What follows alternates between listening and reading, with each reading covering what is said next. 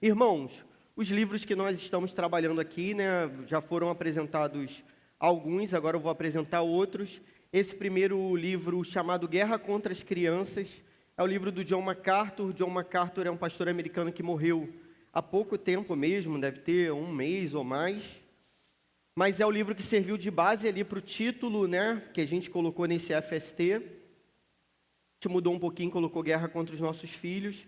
Então fica essa obra como referência aí para você, se você quiser. Depois a gente vai compartilhar os slides aí com a liderança da igreja, e você pode pedir para o seu líder de célula. O livro que a gente tem sorteado aqui, que é Apologética da Mamãe Ursa. O primeiro livro, Guerra contra as Crianças, vai mostrar esse cenário todo, que é mais ou menos a base que a gente viu no momento da manhã. Então a gente viu o que mudou na história, porque é isso que você tem que entender, meu irmão e minha irmã. O mundo mudou, tudo bem? O mundo no qual você foi criado, ensinado, não é mais o mesmo. E seus filhos, eles enxergam o mundo de modo completamente diferente do que aquele que você foi ensinado. Existe um choque de gerações agora, tudo bem? Existe um choque de realidades. A realidade que você enxerga e a realidade que seu filho enxerga, que é completamente diferente. Por isso que a gente fez esse fundamento na parte da manhã. Num dos livros, um dos autores vai dizer o seguinte, que se você dissesse para o avô dele, né, em 1990, que você tem um amigo que entende que nasceu no corpo errado, se você dissesse isso para o avô, né, para sua avó, eu dissesse isso para o meu avô, na década de 1990, ele ia dar risada da minha cara. Ele ia rir, que história é essa? Como assim? Alguém nasceu no corpo errado? Não existe isso. Totalmente, inusitado. Mas hoje, se você disser para uma criança que alguém nasceu no corpo errado, ela não vai dar risada, ela não vai achar tão antinatural, tão anti-Deus, tão estranho assim. Então, o mundo se transformou. Esse livro vai apontar essa razão da transformação e como que a base da guerra contra as crianças é a base em todos os sentidos. Até na concepção, então, a gente vai ver a guerra contra as crianças já na perspectiva do aborto. Aí depois a gente vai ver a guerra contra as crianças no ambiente pedagógico, entre muitos ambientes. Apologética da Mamãe Ursa. A palavra apologética significa defesa. Então, a mãe ursa é aquela que defende seus filhotes. Você lembra da passagem lá do livro dos reis, em que aparece uma ursa que arrebenta a galera lá? Não lembra dessa passagem, não? Que tem um profeta que é chamado de careca. Ninguém gosta de ser chamado de careca, beleza? Aí o profeta vai ser chamado de careca, o pessoal desrespeitando o profeta. Aí daqui a pouco vem uma ursa e arrebenta o pessoal. Então a ursa, ela reage de um modo bem feroz assim, principalmente se ela estiver com a sua cria perto. Então eles criaram essa metáfora de mamãe ursa, e a mamãe ursa é aquela que defende seus filhotes. Apologética é defesa. Então é a mãe preparada para defender a fé para os seus filhotes, para os seus filhos. Então esse livro explica isso. E essa base aqui, a gente vai tomar como ponto de partida. É claro que não é sua mãe, né? Mãe e pai, mas eu gostaria que você entendesse dessa maneira. Olha só, seu filho, ele pode vir aqui à igreja, ele pode ouvir o sermão, e ele pode até conversar comigo separadamente. Mas a pessoa que tem mais acesso ao coração do seu filho, não sou eu, não são os pastores, são vocês. Então vocês precisam estar preparados. De modo geral, os pastores estão preparados para responder aos dilemas dos seus filhos. Só que seus filhos não colocam todos os dilemas para nós pastores, colocam para vocês no dia a dia. Então você, como pai e como mãe, tem que estar preparado para responder a esses dilemas dessa geração. E os dilemas são complexos, como a gente viu no tempo da manhã, com o João e o Daniel. Agora é uma outra realidade mesmo que a gente vive, então a gente precisa estar preparado para responder. Cada capítulo desse livro, então, vai tentar responder um dos dilemas dessa nova geração. Você que é pai e mãe, é importante que você saiba dar respostas para os seus filhos. Tudo bem? terceiro livro é o Maquiavel Pedagogo, que é o livro do Pierre Bernardin, que é um francês que escreveu esse livro em 1995. O que esse francês vai fazer para facilitar a nossa vida? Ele vai mostrar como que as grandes instituições de ensino no mundo se transformaram, e isso foi algo proposital, documentado. Ele vai apresentar documentos da ONU, da Unesco, entre outras instituições mundiais que patrocinam a educação mundo afora. E ele, lá em 1995, ele reparou que essas instituições estavam promovendo uma agenda anticristã, uma agenda anti o ensino, que era o ensino clássico, uma agenda antipedagógica também, de mudança de valor. E aí ele vai relatar esses documentos, vai descrever esses documentos para a gente. Por quê? Porque parece, meus irmãos, que o que a gente está falando aqui, principalmente para quem, assim, naquele termômetro, o woke que o João colocou lá, quem está mais influenciado por essas questões, parece que isso é teoria da conspiração. E a gente realmente fica assim, poxa, vai parecer de repente para as pessoas que a gente está inventando um mundo que não existe. Então, esse camarada aqui francês, o Bernardin, ele fez esse trabalho sistemático. Pegou esses documentos, nomeou os documentos e elencou esses documentos para a gente ver que isso já tinha sido orquestrado há 30 anos atrás. Então, há 30 anos já se esperava essa transformação na educação, e por isso essa transformação cultural, e por isso essa transformação no coração dos nossos filhos. Quanto tempo seu filho fica na escola? Você tem essa noção? É sempre bom a gente fazer esse tipo de cálculo. Então, a influência da escola é realmente muito importante para os nossos filhos. Então, poxa, não é teoria da conspiração, isso não foi a gente que inventou, nem brasileiro, nada disso. Então, isso já tem sido problematizado há muito tempo lá fora. O problema da beleza. Então, a gente vai falar sobre os princípios da guerra. Quando você lê o livro de Esther, você vai reparar, aliás, desde lá de Gênesis, você vai reparar que Deus fez as coisas belas e boas, e isso é uma virtude. A cultura antiga, de modo geral, valorizava, né, o belo e o bom, na cultura grega, por exemplo, e a Bíblia valoriza a beleza, certamente. Quando você lê o livro de Esther, você vai perceber que a rainha Esther, ela usa a sua beleza para o bem do seu povo. Então, o fato de você ser considerado belo não é algo ruim, tudo bem? Não é algo sem propósito. Na verdade, é algo que foi feito e criado por Deus. É claro que em características últimas assim, poxa, o que é belo? É o ser humano que é criado à imagem e semelhança de Deus, né? E essa é a beleza do ser humano. E nossos filhos, eles podem usar a beleza deles para o bem, como Esther fez. A beleza é, em parte, uma padronização? É sim, em parte, mas o belo sempre existiu antes do padrão existir, tudo bem? Por quê? Porque Deus é belo. E aquilo que Deus criou, Ele criou com beleza. Só que o problema nosso, do nosso coração pecaminoso, é que a gente tem transformado algo que seria bom em algo que é muito problemático. Então, o que se faz é distorcer aquilo que seja verdadeiramente belo, para que a beleza se torne promíscua. E a partir desse momento em que a beleza se torna promíscua, os nossos filhos começam a dialogar com o pecado, a dialogar com o mal. Então, vou tentar traduzir. Filosofei, você não entendeu nada, depois do almoço, você está pensando assim, cara, tem um pedaço de carne aqui no meio dos meus dentes, assim, né? Tentando tirar com a língua, e eu estou fazendo filosofia aqui, você não está entendendo nada. Bom, é o seguinte, eu tenho 2 filhos, meus filhos são muito bonitos, mas são, meus irmãos, fazer o quê? Meus filhos são bonitos. Puxaram a mãe, tudo bem, não puxaram o pai, mas eles são bonitos. Poxa, isso seria algo bom. A gente poderia ficar feliz com isso. Mas hoje, isso tem se tornado algo ruim e cruel. Porque o fato de você ser considerado bonito pode fazer com que você se sexualize muito mais cedo.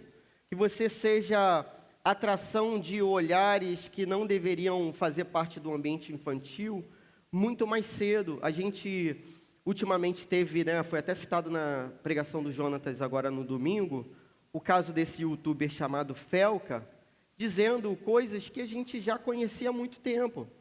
E os nossos filhos estão no meio dessa cultura que explora a beleza, mas de modo totalmente sexualizado, promíscuo e negativo.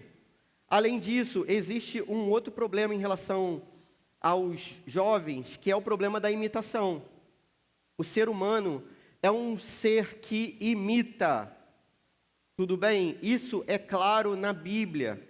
Então, o apóstolo Paulo, ele vai dizer, por exemplo, sejam meus imitadores, porque eu sou imitador de Cristo.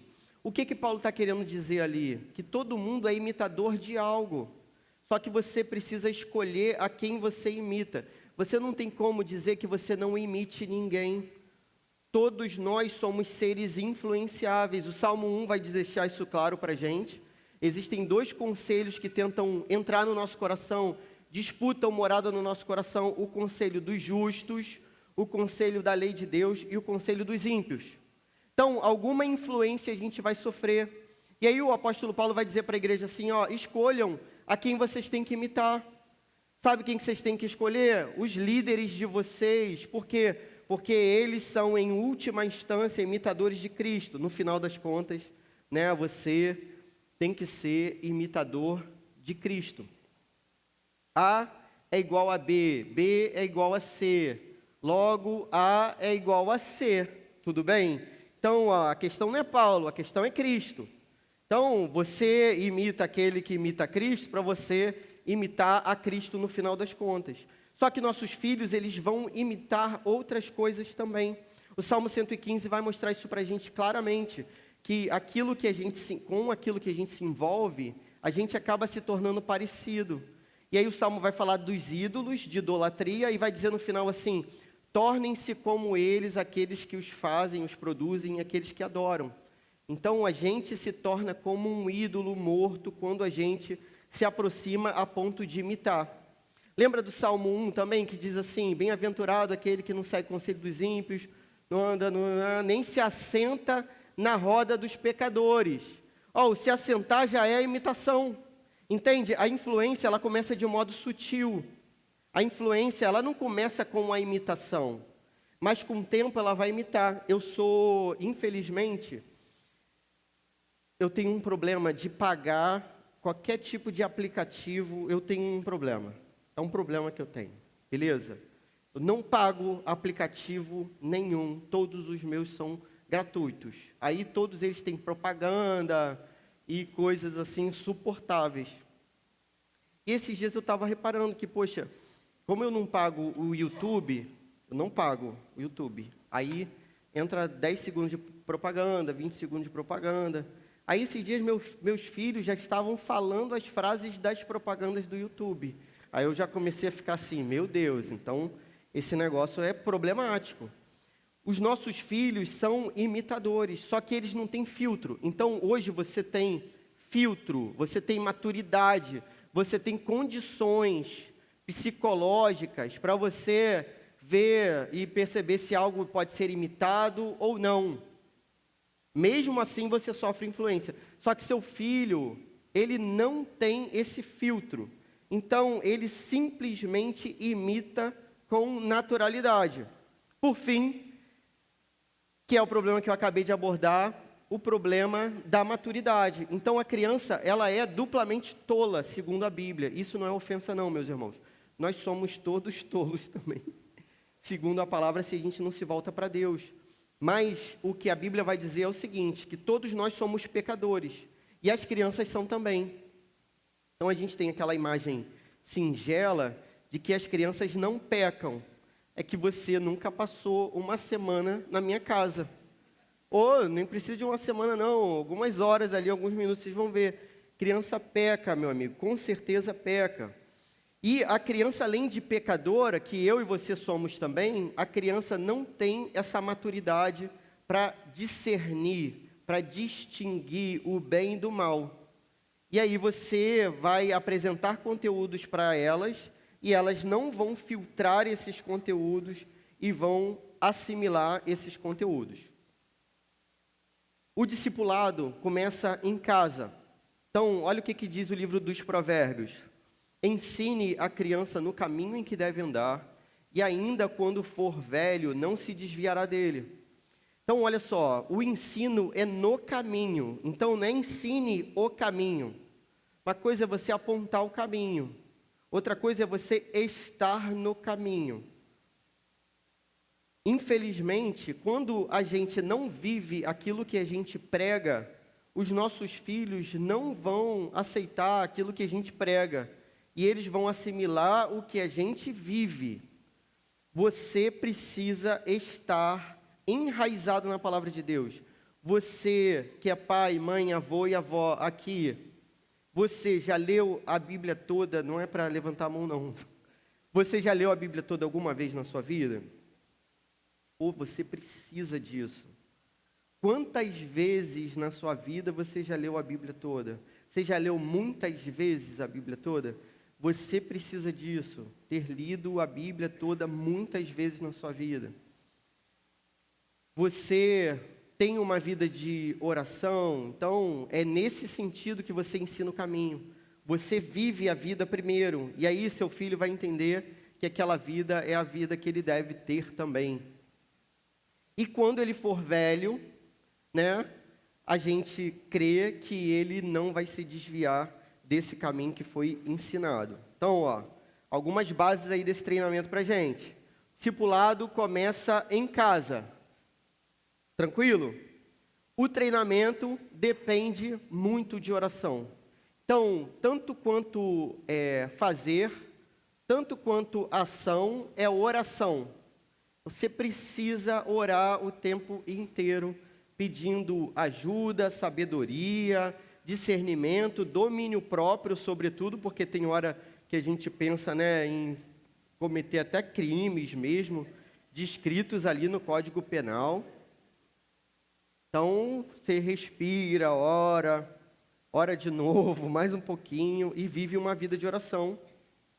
A arma que a gente tem é a palavra de Deus. Então, quanto mais da palavra seu filho receber, quanto mais da palavra ele tiver, mais preparado para esse cenário que a gente viu pela manhã. A fé vem pelo ouvir e ouvir a palavra de Deus.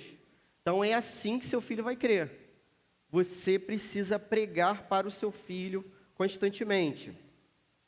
Reconhecimento do território, a questão da educação. Desde a antiguidade, a educação já é usada para domínio de pessoas. Então, a gente vai ver isso na própria Bíblia, no livro de Daniel. Lembra o que acontece no livro de Daniel? Existe uma invasão de um povo, que é a Babilônia, e esse povo leva alguns jovens para a Babilônia para que eles sejam ensinados.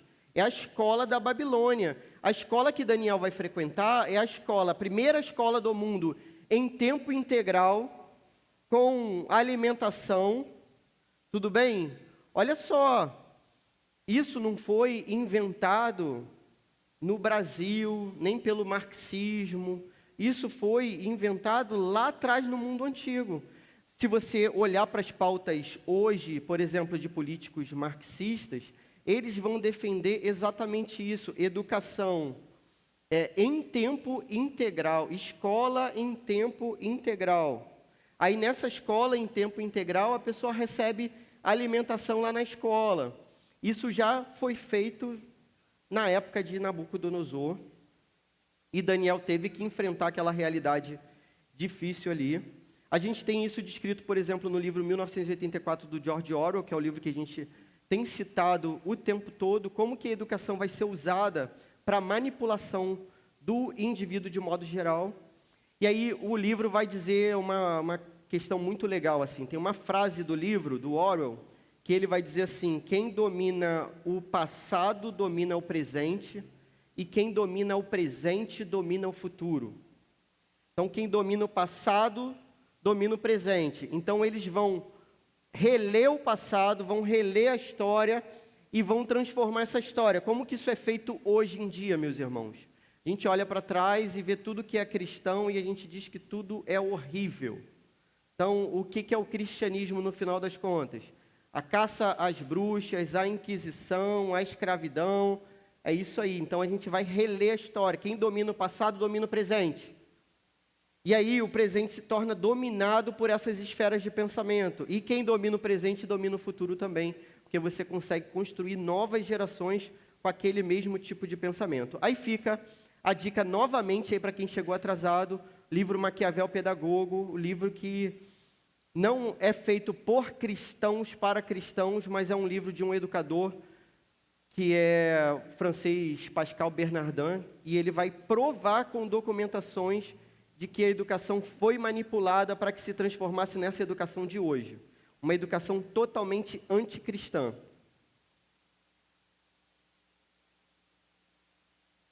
Reconhecimento do território. Em que território que a gente vai ver esse tipo de disputa? Questão da linguagem. Então, a gente tem, por exemplo, esse problema do gênero na linguagem. A gente já até perdeu grande parte dessa batalha, meus irmãos.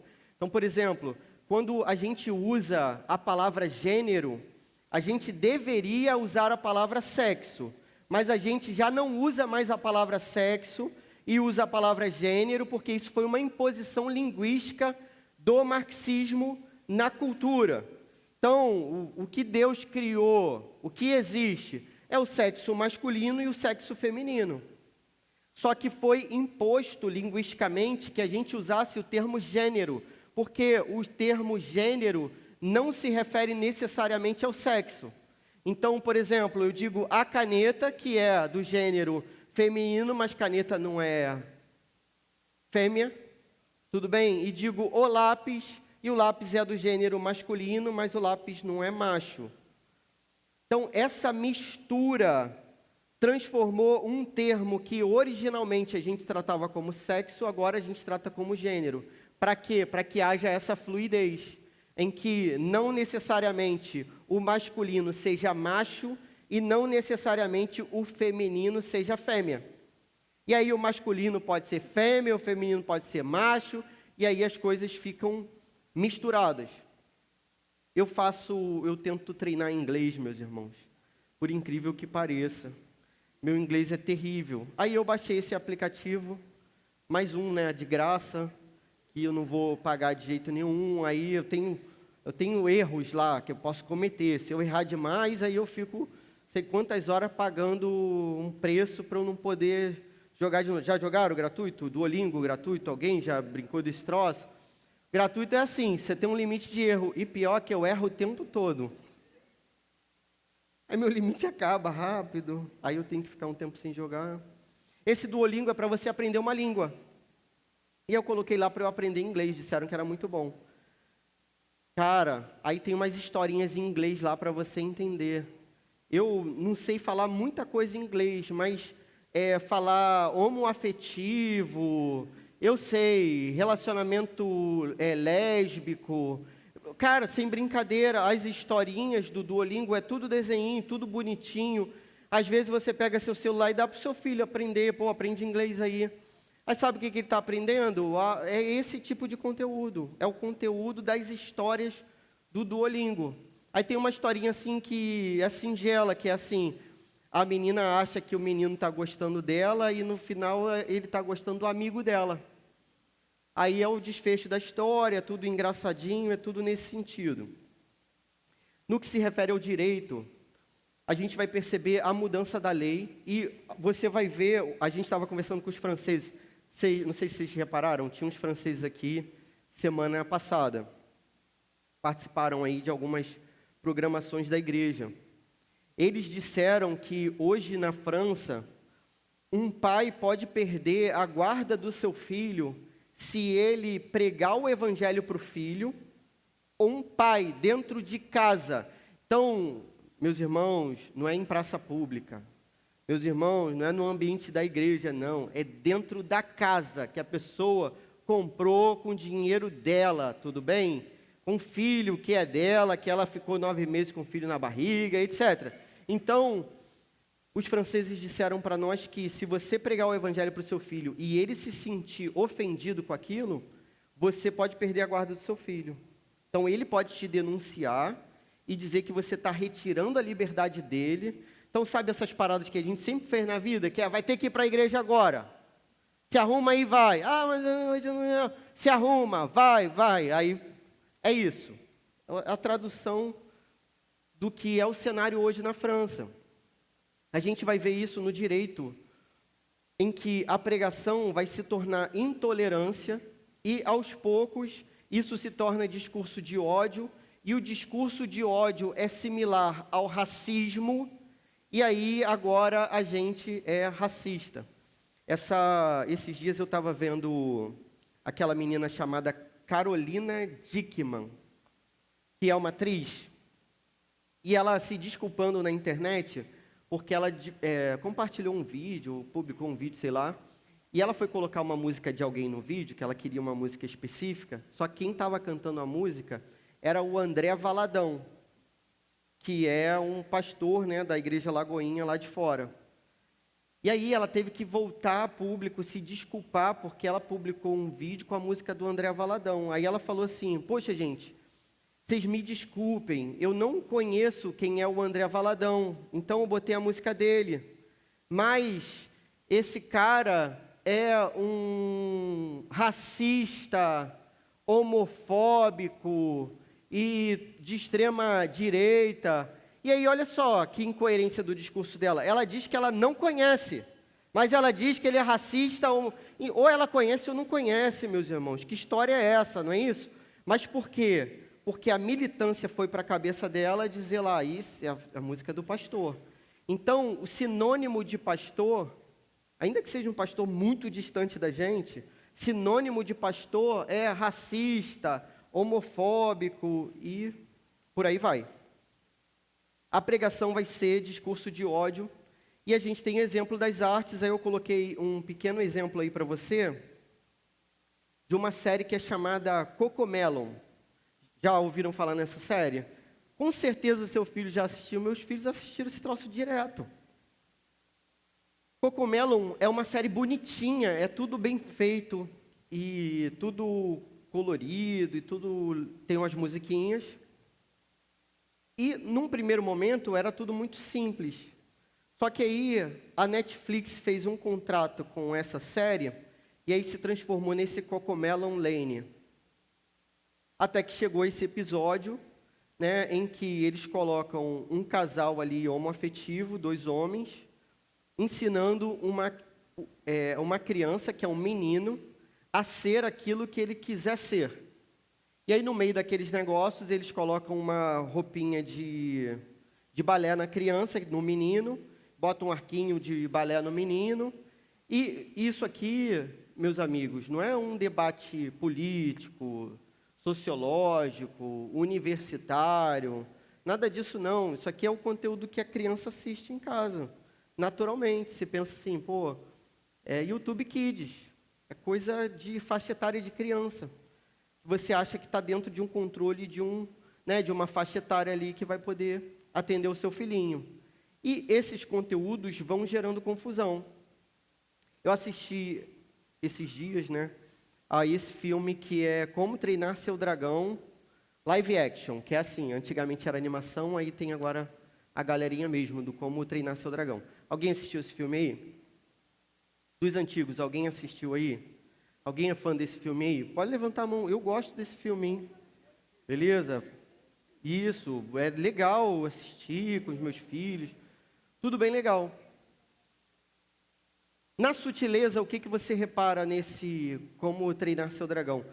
Essa foto aqui, quem me ajudou a fazer esses slides foi o Walter. Eu não tenho condições de fazer, não. O Walter me ajudou. Aí, olha que foto legal.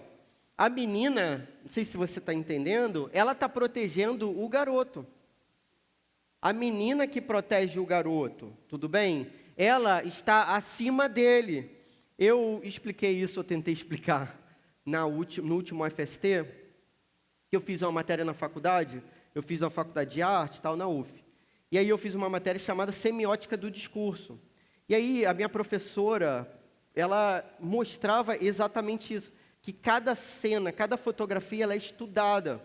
Então, tudo isso é uma representatividade, tudo isso é uma representação simbólica, importante. Então, não é por acaso que a menina esteja protegendo o menino, não é por acaso que ela esteja acima dele. Quando você vai ver, aqui você tem a Astrid, que é a personagem, uma das principais, e o Soluço, que é um dos principais ali da história.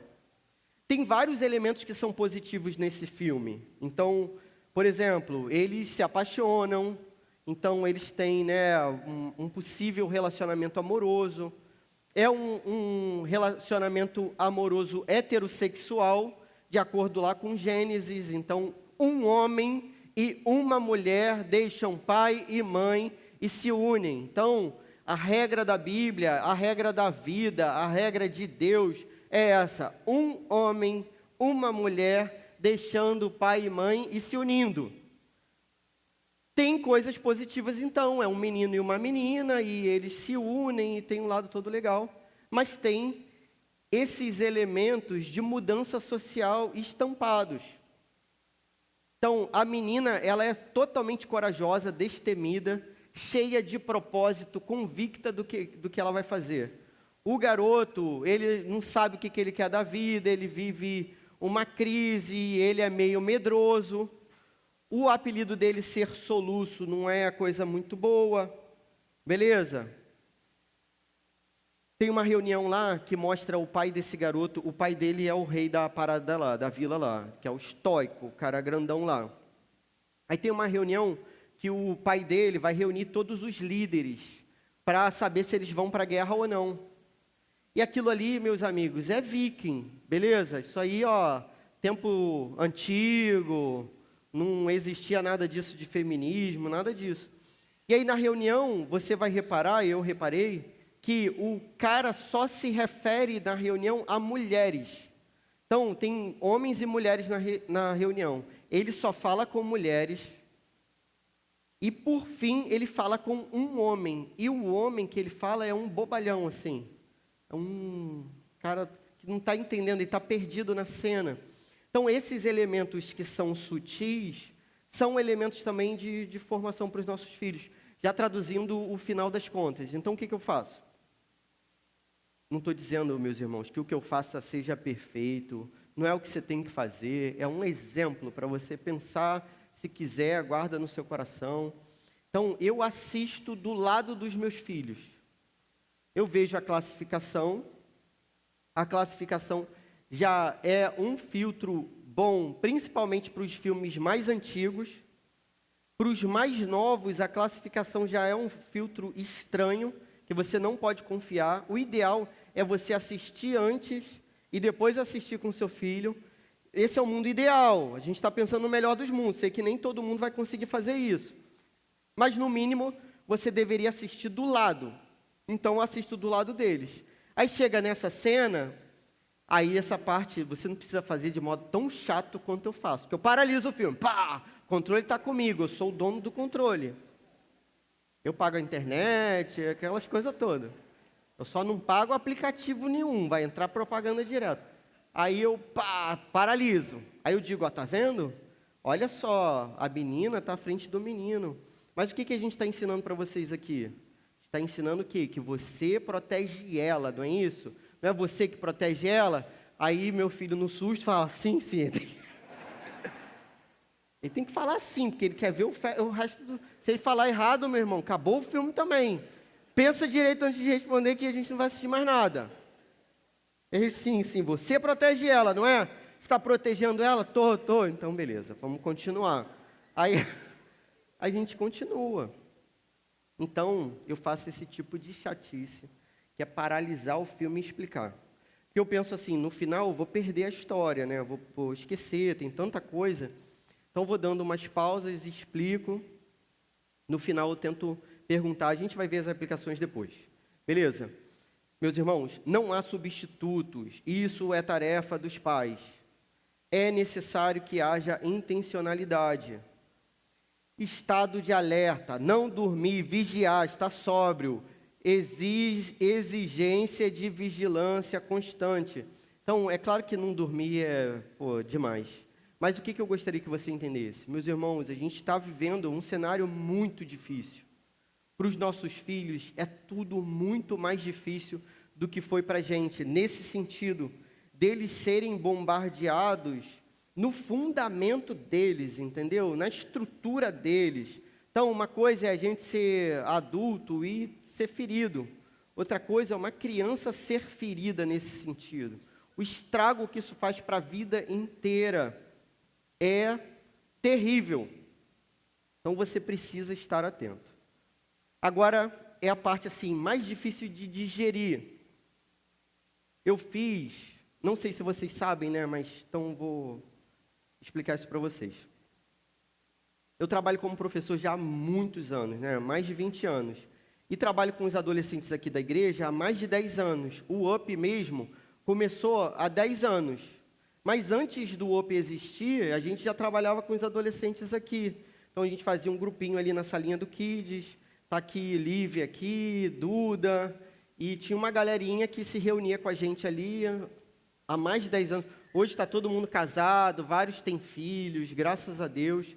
Mas então, há mais de 10 anos eu convivo com essa galera que é crente da igreja, são os nossos filhos. Tudo bem? Baseado nisso, eu recolhi essas informações. Olha só, primeiro, pontos positivos, e olha só como é que isso é impressionante. 70% dos nossos adolescentes, né, e jovens estão na igreja há mais de 3 anos. Então, os discípulos andaram com Jesus 3 anos, tranquilo? A gente colocou esse referencial aqui, mas a grande maioria está há muito tempo. Tem muita gente que nasceu na igreja, literalmente. 91% já foi batizado. Isso é bom. Batizado às vezes como batismo infantil e ainda não fez profissão de fé. 42% estudou em uma, ou estuda, né, em uma escola cristã. Então, você vai ver uma outra base aqui importante, da escola. O cenário aqui é bom, tranquilo? Mais de 3 anos na igreja, 91% batizado, 42,4% em escola cristã. 86,4% possui um ou mais parentes cristãos. Isso significa, né, que pai, ou mãe, ou irmão, ou tio, ou avô, avó, um ou mais parentes. Então, tem alguma referência familiar. Não é assim, a pessoa que se converteu aqui na igreja e ninguém é cristão e está há pouco tempo, totalmente perdido, está aprendendo a viver como cristão. Esses são os filhos aí na nossa igreja. Aí a imagem aí do último Up Camp, aí a foto que a gente tirou. Poxa, bênção. Nossos filhinhos aí, e eu estou no meio dessa fumaça aí, que sempre que tem fumaça, eles jogam na minha cara a fumaça. Quem é da igreja há mais tempo sabe que teve um retiro que eles jogaram a fumaça toda em cima de mim, e eu não conseguia nem falar mais, desapareci no meio da fumaça. Agora é a parte negativa, essa parte é assustadora. Prepara seu coração aí. 70% dos nossos jovens, dos nossos filhos, já tiveram acesso a conteúdos pornográficos, mídias sociais, fanfic e games. Então, o que é isso, né? Mídia social, você sabe o que é? WhatsApp, X, Twitter, que era Twitter antes, Facebook, eles já não usam mais, Instagram, etc. Fanfic é a continuação de algumas histórias pelos fãs, fanfiction. Então, fic é de fiction. Então, por exemplo, eu li Harry Potter e gostei muito da série Harry Potter. Então, os fãs, eles continuam fazendo essas histórias. A história acabou, né? Você tem os livros lá do Harry Potter e termina, mas agora os fãs vão continuar a história. Aí eles continuam a história do jeito que eles querem. E nessa continuação, muitas vezes, isso é do relato deles, tudo bem? Não estou inventando. Muitas vezes, eles têm acesso a conteúdos imorais nessas continuações. Então, o menino lá do Harry Potter vai ter relação sexual com não sei quem, a história continua assim, beleza? E esses conteúdos têm muita tendência homoafetiva também. Então, né, menino com menina, etc. E games também. Então, a gente às vezes acha assim, meu filho está jogando. Então, ele não está acessando, né, um canal de televisão, ele não está simplesmente assim na internet. Ele está protegido. Está lá no quarto dele jogando, está tudo certo. Mas não, meus irmãos. Eles conseguem acessar a pornografia, conteúdo de imoralidade sexual, pelos games também. Tudo certo? Continua. 62,5% acessou pornografia pela primeira vez entre 8 e 12 anos, pelo celular, computador, tablet e TV. Então, olha só, cara, que intervalo terrível. Entre 8 e 12 anos, 62,5% acessou pornografia. Então, o primeiro contato que eles tiveram com conteúdo de moralidade sexual foi antes de sair do Kids. Então, hoje a gente tem uma classificação aqui na igreja, né? A última turma do Kids é 8 e 9. Aí depois você tem o Teen, 10, 11, 12 anos, faz 13, aí vai para o Up. Então, entre o finalzinho do Kids e o Teen todo, você tem a maior parte desses jovens já tendo tido acesso a conteúdo de imoralidade sexual, de pornografia.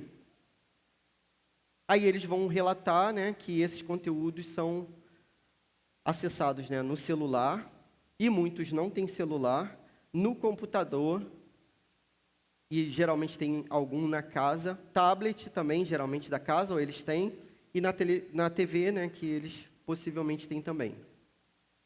O que eu gostaria que você pensasse? Você que tem filhos pequenos, olha só, esse intervalo aí de 8 a 12 anos, então, é um intervalo totalmente importante. Então, seu filho não chegou nessa fase, vai orando bastante. Seu filho já chegou nessa fase, que é o caso do meu filho agora, e minha filha que vai entrar nessa fase também. Então, já é o momento da gente se preparar para introduzir determinados assuntos à luz da palavra de Deus. Explicar o que é o certo e o que é errado, o que existe, o que não existe, à luz do simples mesmo, daquilo que Deus planejou na sua própria palavra. Amém, irmãos? O quadro continua. A gente perguntou quem influenciou essas pessoas, né? Os nossos jovens a acessarem pornografia, né? Conteúdo de moralidade. 57,5% foi influenciado por amigo e 22,5% por influenciadores da internet. Aí tem outros casos também, né? Que a gente preferiu não colocar aqui porque o número era muito pequeno. Ou seja, as amizades dos nossos filhos são totalmente importantes.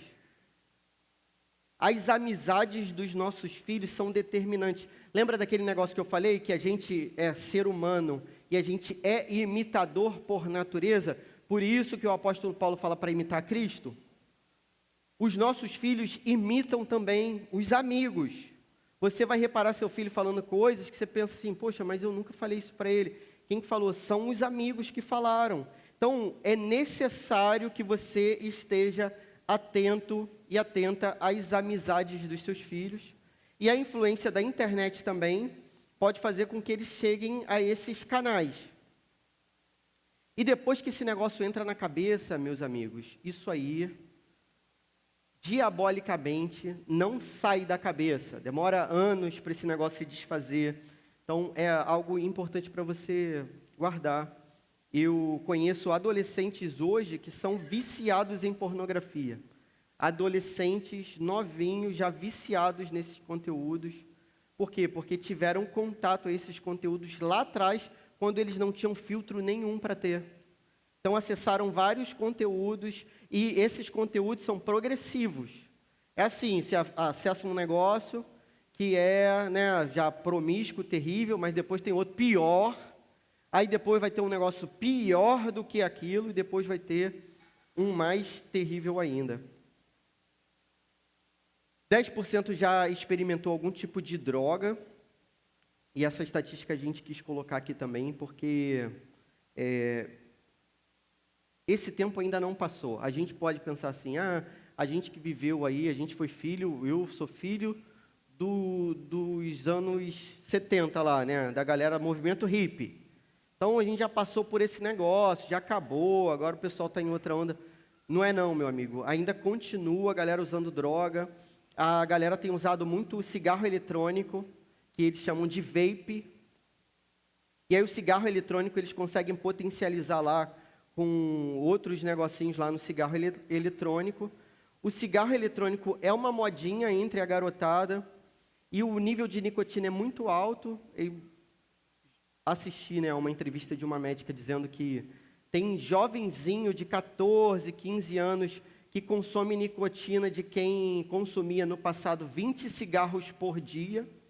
Cigarro eletrônico tem cheiro gostosinho e pode ser de menta, pode ser até de creme brulee, para vocês terem noção, o cheirinho do cigarro eletrônico. E é coisa assim, tão disfarçada que você tira do bolso, fuma e bota no bolso, não fica fazendo... Na hora você tem que jogar a fumaça para fora, mas não fica fazendo muita fumaça. Então, esse é o princípio para outras drogas mais pesadas também. Vou apontar para vocês os relatos aí dos adolescentes. Então, além desses questionários, né, que a gente fez com os adolescentes, eu converso com eles também. Então, nas conversas, o que a gente repara? Entre os colegas de turma, muitas vezes há enquetes sobre a situação sexual da pessoa. E meus irmãos, isso aí na faculdade tem também, mas isso é bem novinho. Então, com 11 anos, eles estão respondendo enquete para dizer se eles são héteros, se são bi, se são homo, e sofrem bullying muitas vezes. Quem diz que é hétero que droga, se é hétero, como assim? O mau exemplo dos pais é algo muito relatado. Então, presta atenção. É para você olhar para a sua própria vida, é para cada um olhar para a sua própria vida e fazer uma autoavaliação, meus irmãos. Muitos desses adolescentes, filhos da nossa igreja, muitos desses adolescentes viram pornografia no celular dos pais. Mas não é assim não, meus irmãos. Eu vou deixar meu celular com você, aí ele foi lá e viu pornografia. Não. Olhando os históricos dos pais, olhando as imagens que os celulares dos pais têm. Então, eles tiveram acesso à pornografia. E é hora, meus irmãos, da gente se arrepender, da gente chorar, da gente mudar de vida. O mal que foi feito já foi feito, agora é buscar Cristo para reconciliação e arrependimento. Então, muitos deles dizem que eles viram fotos dos pais sem roupa. Os pais nem sabem disso, porque eles falam com a gente no gabinete, e a gente sabe da história, a gente instrui a criança, e muitas vezes os pais não vão ter acesso, porque eles ficam tão envergonhados e tão, assim, constrangidos, e isso causa tanto terror e pesadelo e problema para essas crianças, que elas pedem encarecidamente para nunca mencionar isso para os pais. Então, pelo celular dos pais, eles veem pornografia dos pais, eles veem nudes dos pais, eles sabem, descobrem casos de traições dos pais, eles veem os pais consumindo álcool a ponto de ficarem bêbados e usando drogas também.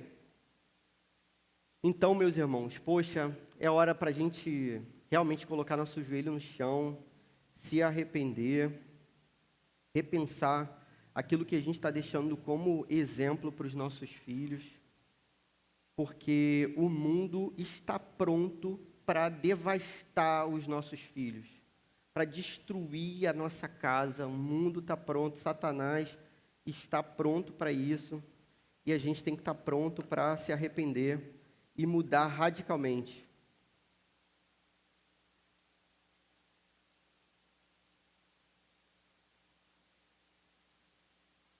Dificuldade de encontrar lugar seguro, né, no ambiente real e virtual. Então, o que esses adolescentes relatam? Que, cara, não tem lugar seguro. A escola, muitas vezes, não é um lugar seguro. A casa deles não é um lugar seguro. A internet muito menos, né? A internet está recheada, foi, né, o que esse vídeo recente tentou demonstrar, né? Recheada de pedófilos, de gente terrível, assim, mau caráter e do mal, endemoninhados. Estão todos na internet também. Então é difícil encontrar algum tipo de segurança no meio desse cenário como um todo. O que a gente pretende fazer então? Olha só. Nós não pretendemos fazer uma caça às bruxas, beleza? Então, aqui não é assim, pô, eu olhar para quem está sentado do meu lado e pensar, ih, esse cara aí, essa pessoa aí, essa mulher aí.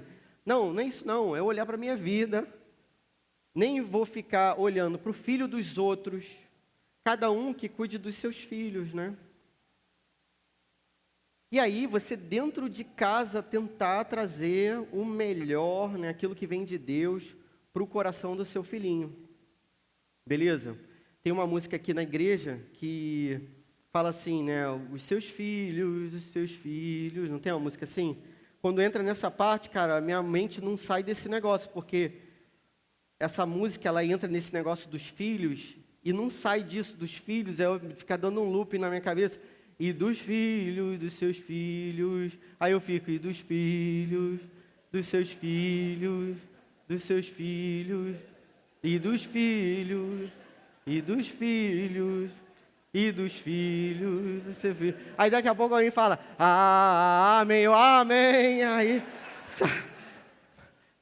me libertei desse negócio, dos filhos, dos seus filhos, dos seus filhos. Então, aqui, meu amigo, cada um olha para os seus filhos e para os filhos dos seus filhos. Beleza? Ninguém olha para o filho dos outros, nem o filho do filho dos outros, é cada um olhando para si, para a sua própria casa, para tentar ajustar a vida. Meus irmãos, a guerra começou, você está preparado aí para a guerra? Vamos ter que estar. A guerra está aí, a gente tem que estar preparado. Então, como que a gente pode começar a agir? Evitar a exposição às telas ao máximo possível. Aí o Walter, que faz medicina, me ajudou nesse quadro aqui. Esse apontamento é da Sociedade Brasileira de Pediatria. Então, ó, não é pastor, beleza? Não é crente que está fazendo essa recomendação aqui, não. É médico, de todo tipo de religião, de segmento, de ideologia. E, inclusive, tem médico marxista e tudo mais. E essa galera, ó, está dizendo para a gente o seguinte, menores de 2 anos, e aí quem já chegou atrasado, pede perdão a Deus e, né, maravilha, é igual aquele negócio, caiu o biscoito no chão, a gente sopra, não adianta de nada e mete para dentro. Agora é assim, meu amigo, o biscoito já está no chão, você sopra e vai.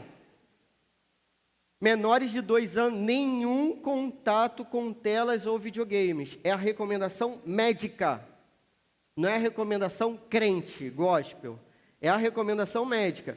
Dos 2 aos 5 anos, até 1 hora por dia. Seu filho, depois dessa informação, ele vai querer te matar, beleza? Ele vai... ele vai gritar, ele vai te odiar, maravilha. Dos 6 aos 10 anos, entre 1 e 2 horas por dia. E dos 11 aos 18 anos. Aí, vamos chorar agora.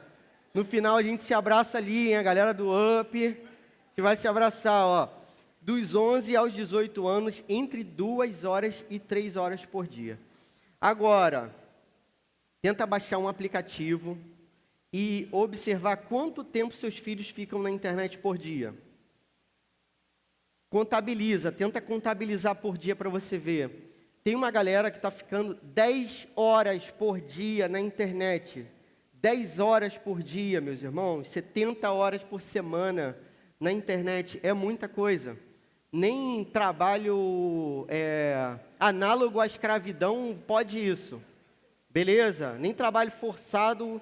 Você trabalha, 70 horas por semana. Cara, que isso, gente? 70 horas por semana, às vezes 11, 12 horas por dia no celular.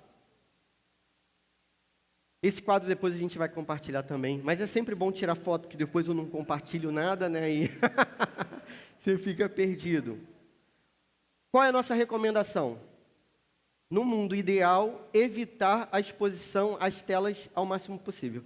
Então, o que a gente deve tentar fazer? A gente deve tentar evitar o máximo. Então, tudo que você puder fazer para que não seja tela é melhor. Beleza? Tem um momento em que a criança vai ficar irritada, mas isso vai passar, faz parte da vida. Vocês lembram que a gente viveu sem tela, meus irmãos? Quem aqui, poxa, viveu como eu no passado? Não tinha isso, não tinha, era um tempinho ali de televisão, show da Xuxa, aquele maldito show da Xuxa. E aí era beijinho, beijinho, tchau, tchau, que era o final do show da Xuxa.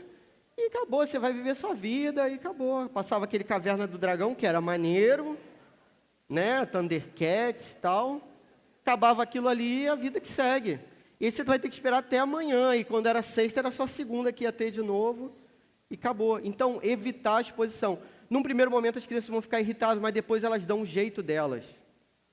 É muito mais fácil, eu sei por mim mesmo, cara, é difícil. Essa luta todo dia, a criança quer, e para você, você está esgotado, você está cansado, você está enlouquecendo, não é isso? Se você não está tomando remédio, você está enlouquecendo. Se você está tomando remédio, como eu, você já enlouqueceu. E aí a gente pensa assim, não, vou deixar só um pouquinho que eu vou ter 1 minuto de paz, vou almoçar em paz, vou ao banheiro em paz, vou tomar um banho em paz. A criança se vira. Depois que ela não tem o que fazer e ela percebe que ela não vai ganhar aquela queda de braço com você, ela vai inventar o que fazer. Vai dar o jeitinho dela, como todo mundo deu. E no final das contas, no mínimo, ela vai estar respirando. Tá bom, está respirando.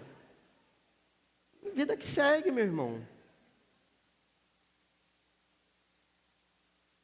Postergar a apropriação do smartphone. Então, o máximo que você puder. Eu não sei, né, quanto que você vai conseguir negociar. Não sei se a sua diplomacia é tão ruim quanto a brasileira, não é isso? Do governo brasileiro. Mas, negocia lá para frente. Não, celular, porra, agora não vai ter, não. Muito caro, ninguém vai pagar, você não vai pagar. Não, você pode ser assaltado, você pode ser sequestrado por causa do celular. Toca terror na criança e deixa para depois, o máximo que você puder.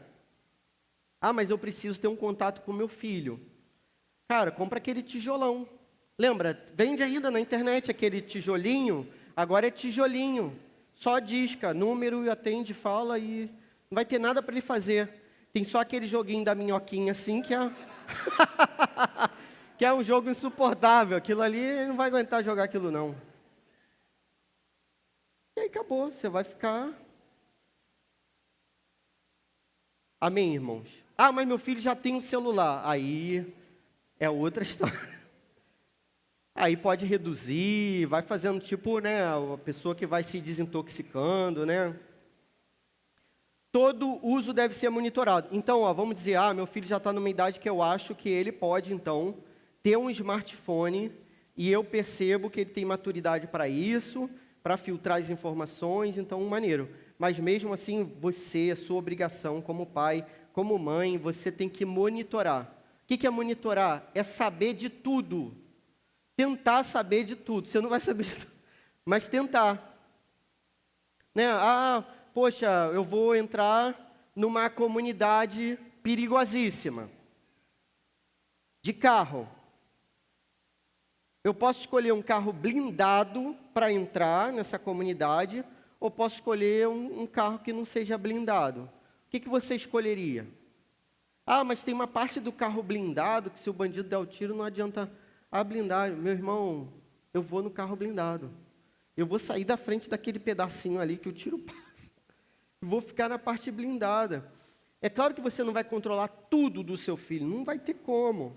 Mas aquilo que você puder, ele é responsabilidade tua. Deus deu ele para você cuidar dele.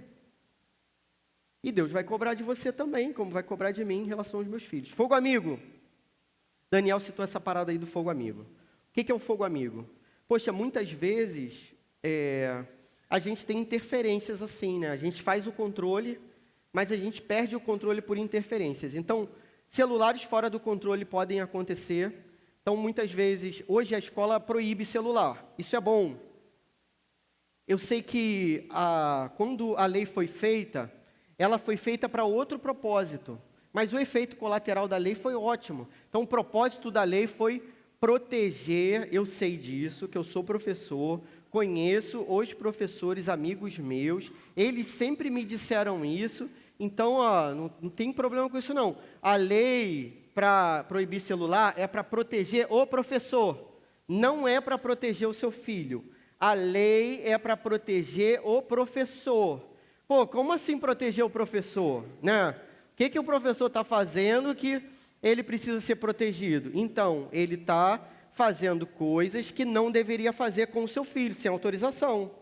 Então, muitas vezes é doutrinação, né, explícita, e às vezes violência mesmo, coisa do tipo, opressão. Então, essa lei foi criada para proteger o professor, profissional da educação. Só que está sendo ótimo. Por quê?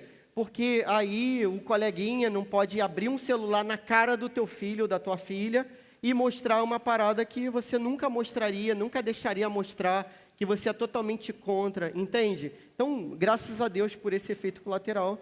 Mas nossos filhos têm amigos e os amigos podem ter acesso. Cada pai cria seu filho de um jeito. E tem parentes que também vão controlar de outra forma. O nível de proteção que eu tenho com meu filho, os avós não vão ter.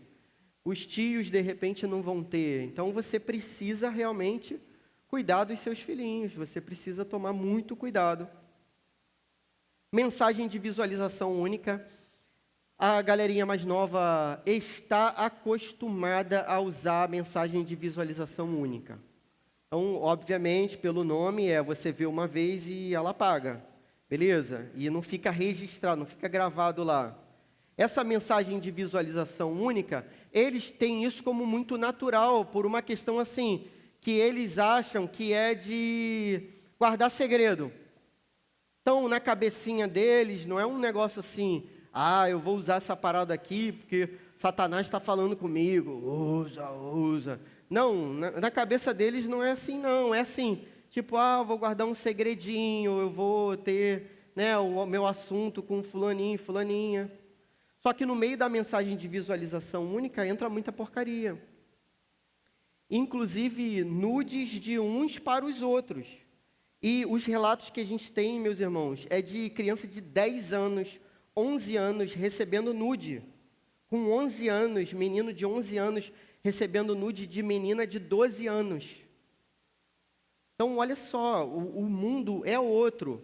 Realmente não é mais o nosso mundo. Então, como a gente sempre relata aqui, para no passado você ter acesso a algum tipo de moralidade sexual, você tinha que se constranger, você tinha que ir numa banca comprar uma revista e o cara da banca te zoar e teus vizinhos te zoarem e tua família querer te matar. Agora é a coleguinha da escola que manda a mensagem dela nua. E o coleguinha da escola manda a mensagem dele nu, de um para o outro, isso é normal. Perfis privados, a galera quase como um todo, segundo eu pergunto para eles, quase todo mundo tem perfil privado. Então, o que é o perfil privado? Você tem o perfil lá dele do Instagram, por exemplo, e é o perfil que você sabe o que está acontecendo. Só que ele tem um segundo perfil, às vezes um terceiro perfil, em que ele publica as paradas que ele não quer que você saiba. E está tudo lá publicado e eles interagem ali, tudo restrito, tudo bem controlado. Eles estão sempre um passo à nossa frente. Esses dias eu perguntei para um assim, você acha que esses sistemas de proteção que tem, né, de tecnologia e tal, você acha que isso funciona? Aí eles falaram para mim, não funciona não, isso aí é tranquilo de você manipular, de você desfazer. Então ainda tem esse detalhe, você está achando que você está um passo à frente, mas eles ainda muitas vezes estão 2 passos, 3 na nossa frente. Então, os nossos filhos muitas vezes têm perfis privados. Uma forma, espero que ninguém esteja aqui, né? Uma forma é assim, você vai lá no Instagram, desloga o Instagram, e aí você vai aparecer o Instagram de novo com todos os logins que ele tem. E aí você vai poder abrir os perfis lá e ver quais são os perfis. Pô, tem 3 perfis. Por quê? Como assim? Aí você vai ver lá qual, e você entra, pede para ele abrir, sei lá, e aí você vai perceber. Meus irmãos, é um mundo novo. O que você precisa saber? Antes do intervalo. Quem são os amigos dos seus filhos? Isso é importante, meus irmãos. Quem são os amigos dos nossos filhos? Eles são influenciados por esses amigos. Então, a amizade e a tecnologia, a gente acaba percebendo, uma vez eu conversando com uma pessoa aqui da igreja, que sofreu muitas coisas muito ruins, ela me disse isso, falou assim, cara, eu gostaria que meus pais tivessem me controlado, eu gostaria que meus pais tivessem me proibido, eu gostaria que meus pais tivessem cuidado de mim, mas eles não fizeram isso, largaram o celular na minha mão, disseram que eu podia andar com quem eu quisesse, não controlaram nada daquilo que foi a minha vida, só que são pessoas que não têm maturidade para fazer esse tipo de filtro. Quem são os amigos dos seus filhos? Você conhece os amigos dos seus filhos? Você já deixa os seus filhinhos dormirem na casa dos outros? Você tem plena confiança nessas pessoas para que isso aconteça? Quem são os pais dos amigos dos seus filhos? Porque eles também vão reproduzir parte daquilo que os pais fazem. Então, você tem que conhecer os amigos e você tem que conhecer as famílias, para que você perceba que seu filho está sendo entregue em lugar seguro, em local seguro, com pessoas que são confiáveis, de confiança. A gente lá em casa, a gente é traumatizado. Então, a nossa regra é, a gente não confia em ninguém, eu e Raquel, a gente confia em ninguém, a gente é visto como maluco, como extrema-direita, maluco, e qualquer coisa com maluco junto, beleza. Estou pouco preocupado. O negócio é meu filho estar seguro, minha filha está segura, né? E orar para que Deus proteja quando não puder. Amém. Quem são os professores dos seus filhos? Você conhece os professores dos seus filhos? Clóvis, não. Parei de dar aula. Quem são os professores dos seus filhos? Você precisa conhecer. Você precisa saber o que esses professores pensam, como que eles agem. Pergunte para os seus filhos. Vá à escola, se mostre presente. Isso é bom, porque isso intimida também. Beleza? A gente já viu entrevistas com... Não estou dizendo que o professor é pedófilo, né? Um outro caso. A gente já viu entrevistas com pedófilos e eles, quando você pergunta para eles assim, quem que você escolhia? Eu via que o pai era desatento, que o pai era, bobalhão. Então, entende? Quando você se mostra atento, vigilante, então já é uma barreira, já é uma proteção. Quem são os seguidores dos seus filhos nas redes sociais? Você sabe quem são? Algum dia você abriu a mídia do seu filho e ficou olhando lá quem está seguindo o seu filho? Isso é importante, meus irmãos. Isso é segurança dos seus filhos aí, principalmente naquilo que Deus mandou. Eu sei que a galera mais nova que está ouvindo isso vai achar tudo demais. Não importa. Quando eles forem pais, eles vão prestar contas dos filhinhos deles, beleza? Mas você que é pai, mãe, avô, avó, você precisa estar nesse nível aí de proteção. Não se enganem, as más companhias corrompem os bons costumes. A Bíblia diz isso. Então, se você andar com gente ruim, você se torna pior. Uma vez eu estava num retiro do Gol, aí uma garotinha, várias crianças, meus filhos também, né? Uma garotinha falou assim para mim, tio, é que tinha criança no retiro do Gol, é jovem, mas jovem que tem filho, né? Tipo eu, assim. Aí a garotinha falou assim, tio, ela está me piorando. Apontou para uma outra garota e falou assim, tio, ela está me piorando.